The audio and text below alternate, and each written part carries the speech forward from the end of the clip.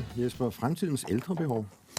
Ja, jamen, vi har kigget på fremtidens ældrebehov. Hvordan bliver det egentlig? Mm-hmm. Vi kan jo se, at antallet af ældre, det stiger her de kommende år. Og det er jo dejligt, at folk de lever længere og så videre. Det er også de store årgange, der bliver ældre og så videre. Men det kommer jo til at betyde noget i forhold til, hvordan vi skal indrette os som kommune. Og det skaber jo også nogle behov, både i forhold til at afsætte penge til det, men også at prøve at få medarbejdere til det. Ja. Det vi også kan se, det er, at der er nogle sygdomme, som der kommer til at fylde ud over folk. Der kommer flere, der bliver ældre. Så er der også nogle sygdomme, der er i vækst, og det er jo altså kol og diabetes, som der kommer til at ske en stigning af. Og det er jo nogle af de typer sygdomme, hvor vi som kommune har opgaven, altså nogle af de kroniske sygdomme, hvor vi har opgaven med at, kan man sige, holde borgerne ved lige og prøve at undgå at hjælpe borgerne til at undgå, at de her sygdomme de udvikler sig. Ja. Og det betyder så i forhold til, altså det betyder, at vi kommer til at få en ny opgave i forhold til det. Og det betyder, at vi i forhold til os, der er på vej mod at blive ældre, må jeg regne mig selv med efterhånden, at sige, jamen, hvordan er det, vi... Det gælder forhåbentlig alle. Hvad siger du? Det gælder forhåbentlig alle. Det gælder forhåbentlig alle. Ja, men at sige, hvordan får vi nu forklaret folk, at det er vigtigt, at man holder sig i gang, og også arbejder med de her udvidede kramfaktorer. Kram, det er jo det her, der hedder kost, rygning, alkohol og motion. At det skal man enten undgå, eller så skal man gøre det rigtig meget. Spise en sund kost, og lade være med at ryge og drikke for meget alkohol, og huske at motionere.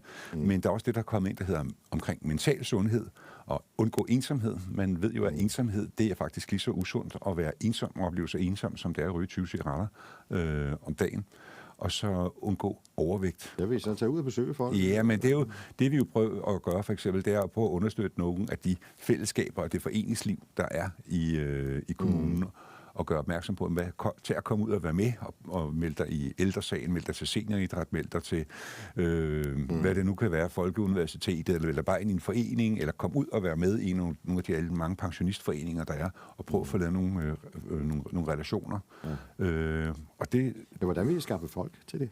Ja, men nogle af de her ting, det er jo lige omkring det her med forebyggelse, det er jo rigtig meget at gå ud og kommunikere med borgerne på en hensigtsmæssig måde, og prøve at understøtte foreningslivet. Ja, men også plejen. Men det, du snakkede omkring plejen, de behov, der er der, jamen det er noget af det, der bliver rigtig svært. Altså, og det er også noget af det, for eksempel regeringen og de forhandlinger, der er omkring ind i fremtiden, det er bekymring for, hvordan kan vi sikre at bevare vores velfærdssamfund, fordi vi kan se, at vi får brug for flere der arbejder inde på sundhedsområdet, fordi vi bliver flere ældre. Ja. Men man kan jo ikke bemande noget med en bekymring. Man er nødt Nej, men der kan man så sige, hvordan får vi gjort det attraktivt at blive og arbejde i de her områder? Hvordan får vi for eksempel brugt velfærdsteknologi? Hvordan får vi forebygget så meget som muligt? Hvordan kan man for eksempel med det, der hedder telemedicin, altså hvor man for eksempel bruger det her, man kan lave virtuelle møder, men som borger kan tænde sit fjernsyn, og så sidder der en sosu eller en fysioterapeut, der snakker omkring, hvordan kan du træne op, og så videre, hvordan du har det. På den måde kan man spare. Og så noget af det, vi måske også... lave virtuelle møder med virtuelle, hvor man sådan lige kan se på hinanden, og hvordan har... Man går på Teams eller Skype, eller hvad det er. Ja, lige præcis.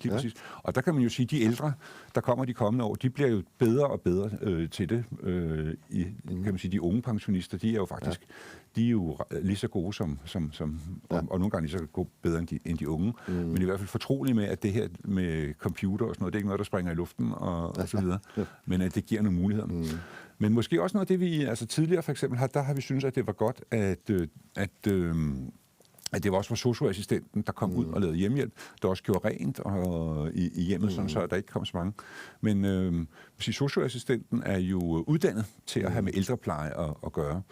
Så der kan det så godt være, at vi siger, jamen, hvad er det for nogle opgaver, som socioassistenten skal løse? Det er især plejeopgaverne, men det med at gøre rent og sådan noget, det er jo i virkeligheden en opgave, som man også kan gøre, som man, uden at have den her, altså hvis det kun man skal støvsuge og vaske og så videre.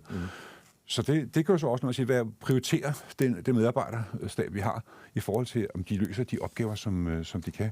Så nu er vi inde i omorganiseringen af hjemmeplejen. Ja, det kan du godt sige, at vi er, fordi det er også noget af det, vi har arbejdet med, at for at tiltrække ældre til hjemmeplejen, så, eller ikke ældre, for at tiltrække medarbejdere til hjemmeplejen, så sige, hvordan har vi organiseret os?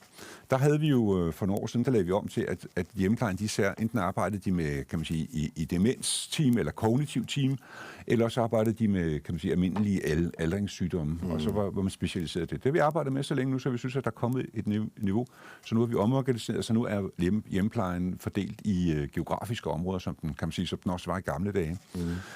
Og inde i de her områder, der arbejder vi så med selvstyrende team, hvor det er, at hjemmeplejen er med til selv at prioritere og fastlægge sin rute, og hvis det er, hvor man har et kendskab til borgeren, og siger, men det er altså rigtig vigtigt, at hr. Hansen, at det er lige mig, der kommer hjem, fordi sådan og sådan, og han har lige været ude for sådan og sådan.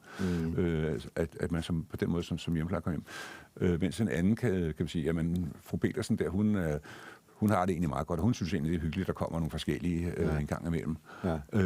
Og også gør medarbejderne ansvarlige i forhold til at sige, jamen vi skal jo have dækket hele året rundt. Der skal også være nogen, der kommer juleaften, og der skal også være nogen, der kommer på dette tidspunkt. Og hvordan kan vi gøre det? Kan vi måske lægge vagterne lidt anderledes, end vi har gjort tidligere? Ja. Og så give medarbejderne mulighed for at have indflydelse med på det. Selvfølgelig i samarbejde med lederne. Fordi de kender Fordi de kender borgerne, og de kender også hinandens, og det er jo også med til at øge fagligheden, fordi man så man egentlig får gjort nogle overvejelser om, som jeg sidder og siger her, hvad er det for et behov, hr. Petersen, eller fru Petersen var det, og hr. Hansen, hvad har de forskellige behov? Og på den måde, så får man øget sin faglighed i forhold til det. Ja. Og man får også fokus på, kan man sige, det der hedder kerneopgaven inden for hjemmeplejen. Hvad er det for nogle ting, der er rigtig vigtigt at få gjort på det her område? Og så kan man have nogle drøftelser omkring det. Så omorganiseringen, hvad består den i? Omorganiseringen, det er, at vi går fra, at det har været delt op, kan man sige, det der hedder kognitiv team og kan man sige, fysisk team, til at man nu har lavet geografiske team, og så omorganiseringen består også i, at vi har lavet de her selvorganiserende team, hvor det er, at man samarbejder med en leder for at få planlagt ruterne og få fordelt. Man får simpelthen mere indflydelse på deres eget arbejde. Man får simpelthen mere indflydelse på sit eget arbejde. Ja.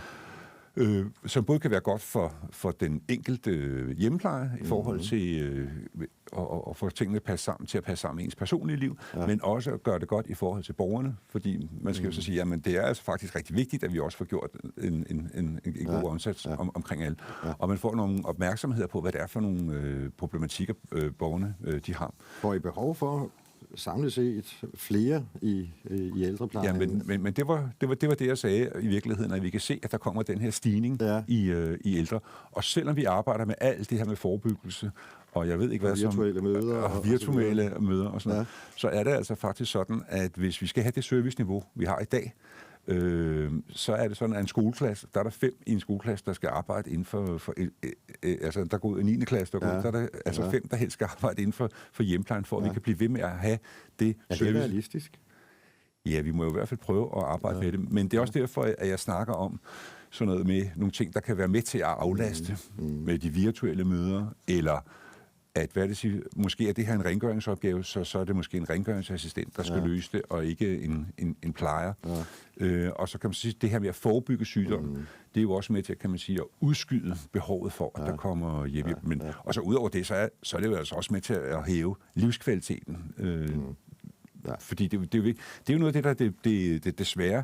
For udover at vi kan se, at behovet bliver større og større og større, så er forventningen i vores befolkning jo, den er jo, at vi ligesom vi bliver rigere og rigere lige så langsomt. Nu har vi inflation, men hvis vi kigger hen over årene, så er vi blevet rigere og rigere og rigere.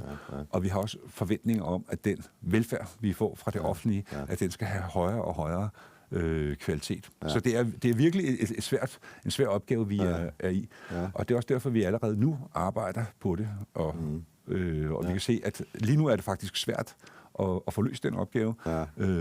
Og det bliver måske ikke nemmere af, at der er stor beskæftigelse i Ballerup Kommune. Nej, ja, og det er jo også rigtig godt, at der er en høj beskæftigelse i Ballerup Kommune. Det har vi jo snakket om rigtig mange gange. Det er så at tage af til sådan noget som hjemmepleje. Ja,